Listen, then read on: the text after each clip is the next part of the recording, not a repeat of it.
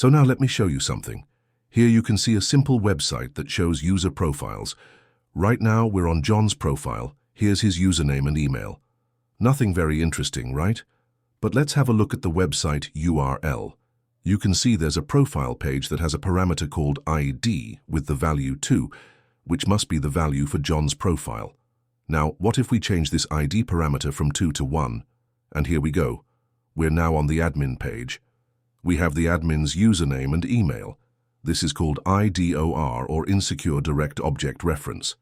Basically, when a website lets you access someone else's data just by changing a number in the URL, that's IDOR.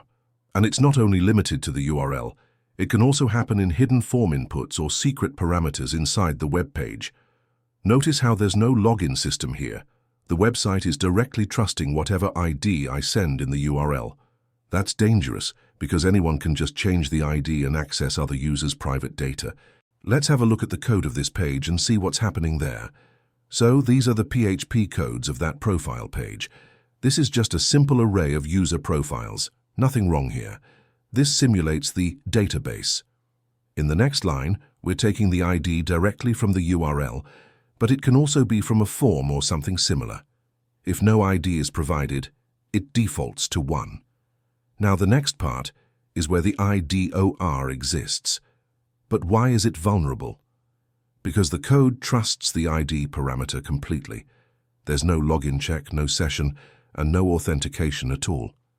There must be some kind of authentication check to stop us from visiting other people's profiles. Anyone can change the ID parameter in the URL and access any user's data.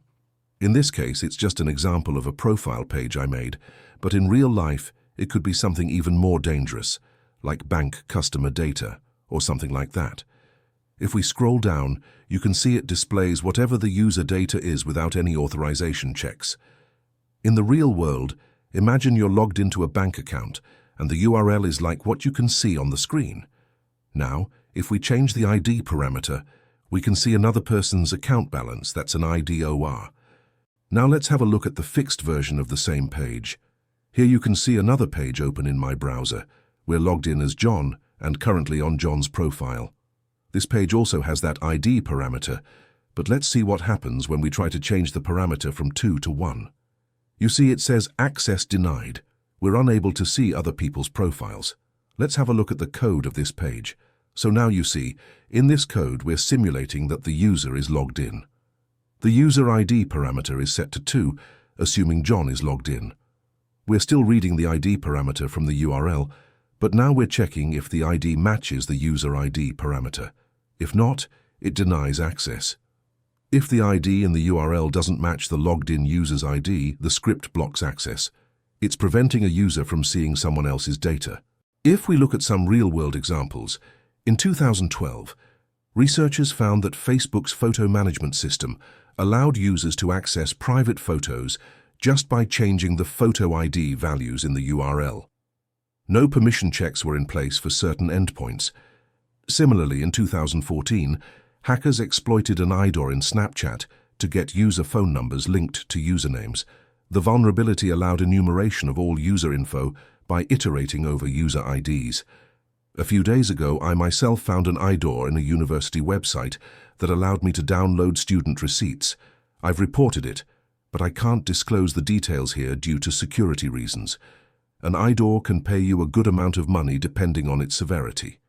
Sometimes around $100 to a few $1,000s. If you don't know much about security and want to get started with bug bounty hunting, I recommend you check out our guide through the link provided in the description.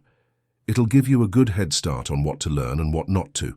Remember, it's just a guide, not a complete course. If you found this video helpful, subscribe to the channel and like this video. I'll see you in the next one. Till then, happy hacking.